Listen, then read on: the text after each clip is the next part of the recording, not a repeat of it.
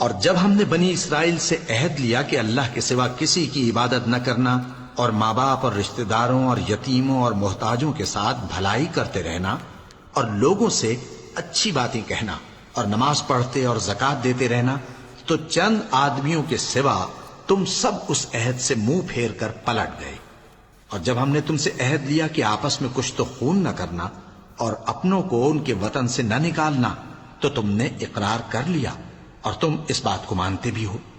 پھر تم وہی ہو کہ اپنوں کو قتل بھی کر دیتے ہو اور اپنے میں سے بعض لوگوں پر گناہ اور ظلم سے چڑھائی کر کے انہیں وطن سے نکال بھی دیتے ہو، اور اگر وہ تمہارے پاس قید ہو کر آئیں تو بدلہ دے کر ان کو چھڑا بھی لیتے ہو، حالانکہ ان کا نکال دینا ہی تم پر حرام تھا۔ یہ وہ لوگ ہیں جنہوں نے آخرت کے بدلے دنیا کی زندگی خریدی، سو نہ تو ان سے عذاب ہی ہلکا کیا جائے گا اور نہ ان کو اور طرح کی مدد ملے گی۔ اور ہم نے موسیٰ کو کتاب عنایت کی اور ان کے پیچھے یکے بعد دیگرے پیغمبر بھیجتے رہے، اور عیسیٰ ابن مریم کو کھلے نشانات بخشے اور روح القدس یعنی جبرائیل سے ان کو مدد دی۔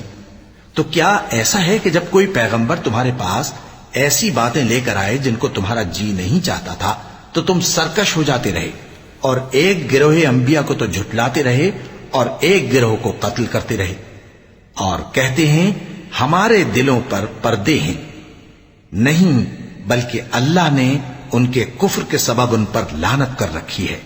بس یہ تھوڑے ہی پر ایمان لاتے ہیں۔